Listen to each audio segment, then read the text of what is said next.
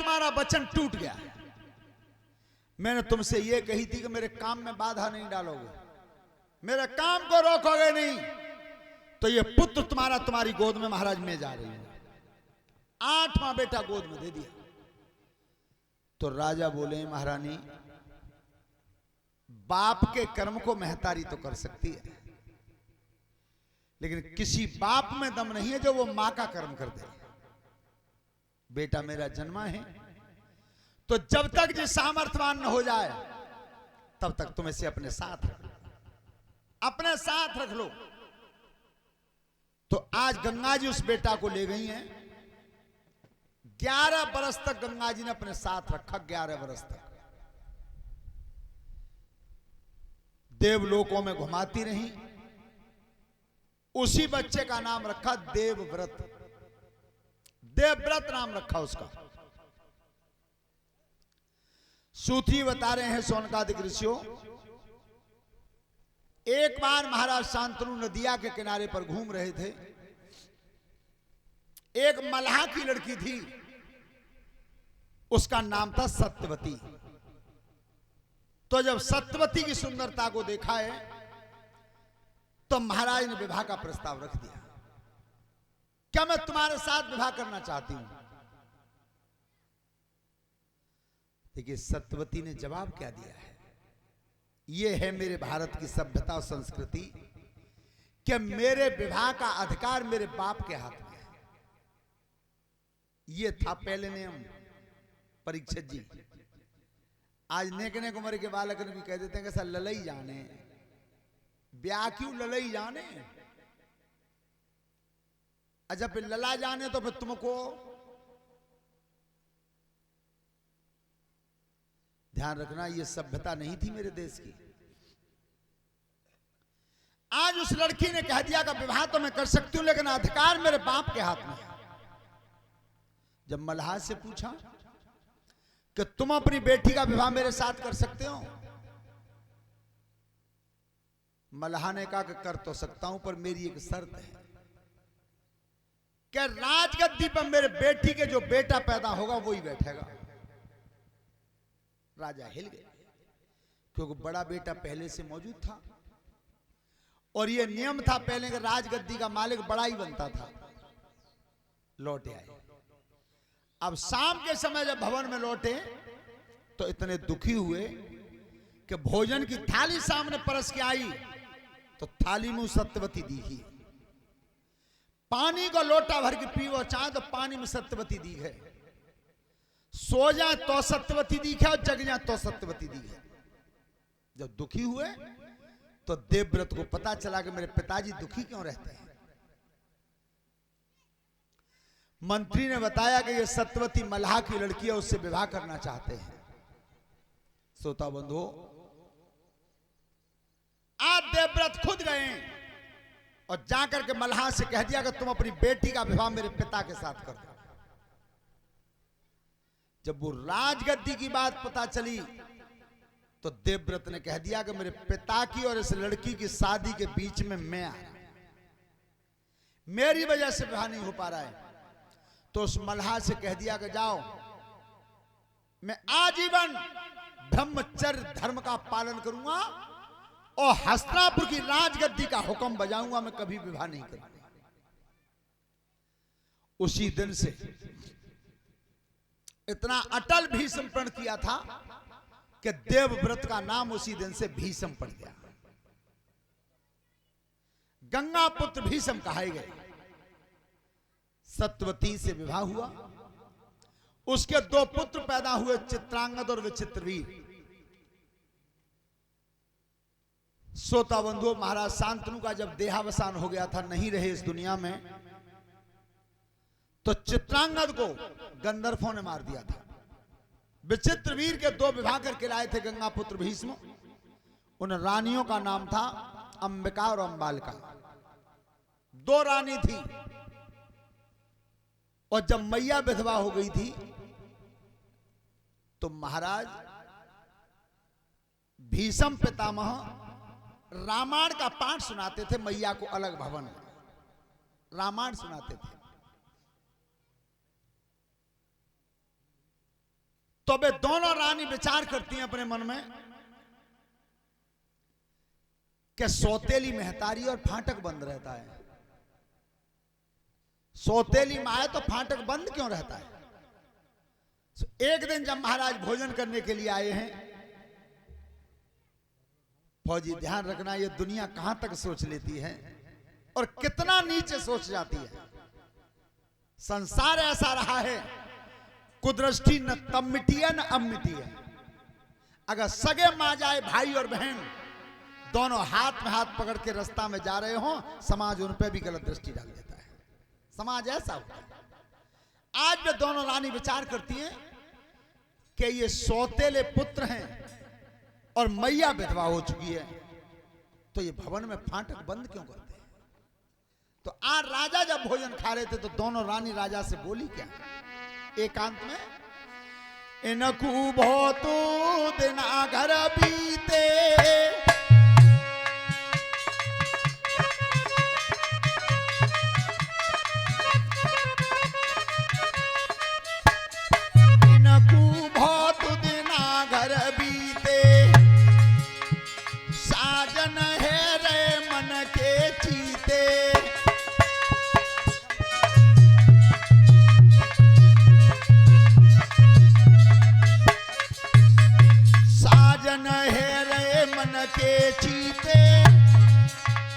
घर में जेठ लगे मौसीते।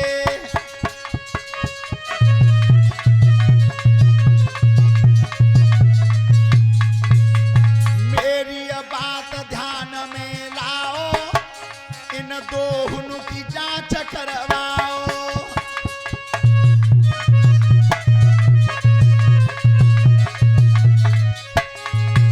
महाराज एक बात समझ में नहीं आती कि ये तुम्हारी मां है और तुम्हारे सौतेले भाई हैं, तो जब भवन के भीतर बंद क्यों रहते हैं, फाटक बंद हो जाता है। तो मेरी बात मानो महाराज, तो ने की जांच करवाओ। विचार करना कैसा समय था कि रानियों ने कह दी बात और राजा ने मान ली। तो आज संध्या का समय जब हुआ, फाटक बंद हुआ है, तो पिता में भीष्म रामायण खोल के बैठे हैं और अपनी मैया को रामायण सुना रहे थे। कभी भी जीवन में ध्यान रखना, कथा सुनते समय नींद आती है। क्यों आती है? कोई चाहता है कि हमारे ऊपर वजन बढ़े, कोई नहीं चाहता।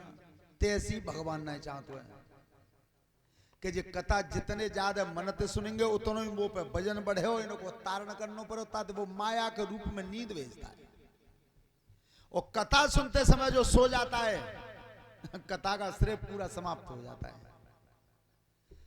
तो आज मैया जब नींद आई है, तो जब नींद में पलंग पे गिर गई थी, तो एक पैर धरती पर लटक रहा था और एक पलंग पे था।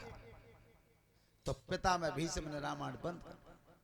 रामायण जब बंद की, देखिए राजा झरोका में बैठ करके देख रहे थे ऊपर से। हुआ क्या है?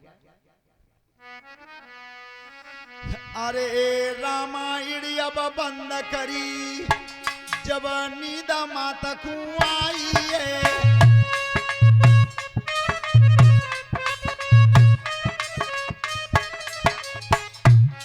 अरे रामायण अब बंद करी, जब नींद माता को आई है। और चरण लटक रहो धरती पे, भीष्मनी अकड़ घुमाई है।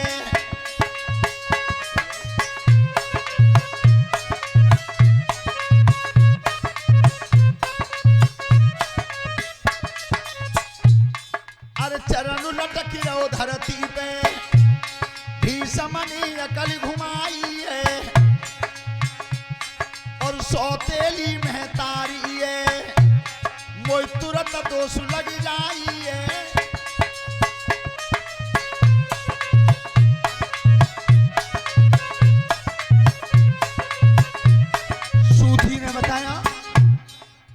आज एक पैर धरती पर लटक रहा था, तो गंगा पुत्र भीष्म विचार करते हैं कि सौतेली महतारी और रात का समय है, अगर जब पैर को हाथ से पकड़ता हूं तो दोष लग जाएगा, दोष लग जाएगा। तो भीष्म आज करते क्या थे?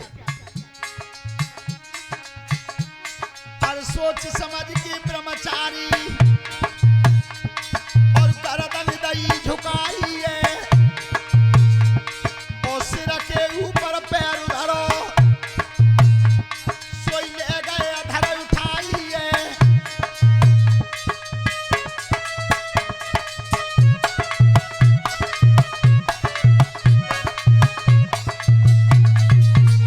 सिर के बल से आज वो महतारी का पैर सिर पर रखा और सिर से उठा करके पलंग पर रख दिया। राजा देख रहे थे ऊपर से। नाहक दीनों दोष लगाई और सबरिया रात नींद नहीं आई।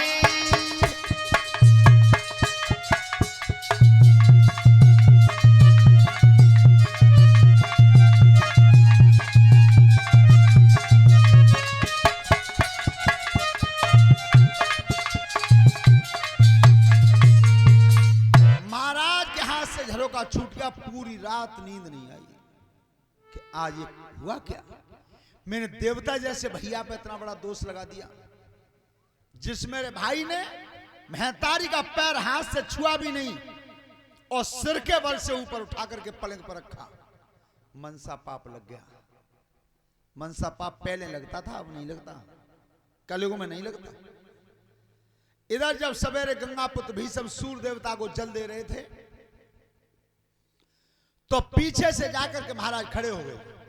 विचित्रवीर महाराज जब खड़े हुए तो गंगा पुत्र भीष्म ने पूछा कि कहिए महाराज कैसे आए हो, कोई परेशानी है? राजा ने पूछी कि भैया हम जी पूछ रहे हैं कि काऊ मनसा पाप लग जाए तो छूटे तो कैसे? अब भीष्म जी नहीं मालूम को मनसा पाप में भैया ये लग गए। उसी समय पिता में भीष्म ने बता दिया कि बरगद की खोल में उल्टे लटक जाओ और नीचे ते आग जला लो और आग के धुआं में तपस्या कर लो, सो छूट जाता है। राजा चले गए, नीचे आग जलाई और बरगद की खोल में उल्टे लटक गए। तपस्या करते रहे, 6 का रोग बन गया था, टीबी कहते हैं। एक मार दिया गंधर्वों ने और एक मर गए बीमारी में, मामला खत्म। यहां आकर के वंश रुक गया। आगे जब वंश नहीं चला तो सत्यवती मैया बेचैन हुई। सत्यवती मैया विचार करती है कि अब आगे को नाम कैसे चलेगा।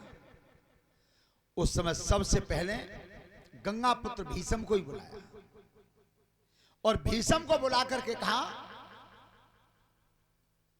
बेटा तुम्हारी दोनों भौजाई घर में विधवा हैं और वंश यहां से डूब रहा है, तो तुम दोनों रानियों का अगर संग निभा दो तो संतान पैदा हो जाएगी, तो यह वंश चल जाएगा।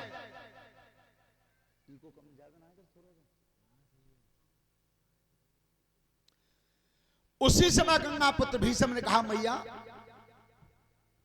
तुम रामायण नहीं सुनती? तुम रामायण सुन रही हो, मैं सुना रहा हूं। पहली बात तो मैया मेरा अखंड व्रत है, ये ब्रह्मचर्य का मैंने व्रत लिया कि मैं जीवन में नारी का संग कभी नहीं निभाऊंगा। और दूसरी बात मैया ये है कि तुम रामायण सुनती हो, मैं सुना रहा हूं कि जिस समय भगवान राम ने बाण मारा बाली के और बाली धरती पर गिर गया था, तो भगवान श्री राम से बाली ने कहा था नीचे से, क्या कहा? चितक चितई चरण चित दीना,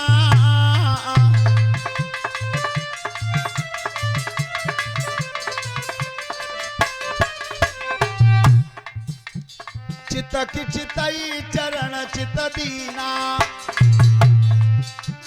माना जन्म सफल प्रभु चीना।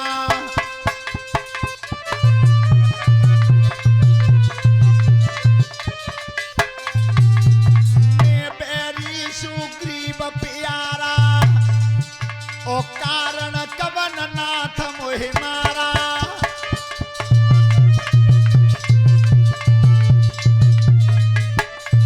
बाली ने पूछा था भगवान राम से, क्या मैं बैरी सुग्रीव प्यारा अवगुण कवन नाथ मोहि मारा? धर्म हे तयवतरे गुसाई ओ मारे हूँ मोई व्याधि की नाई।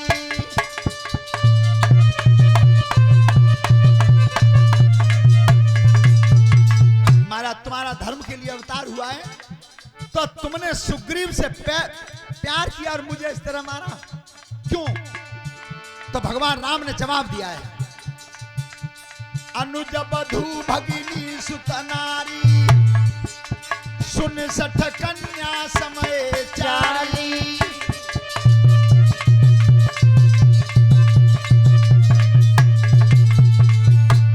इन्हें कुदृष्टि बिलोक जोई ओ ताई बधे कछु पापुन होई।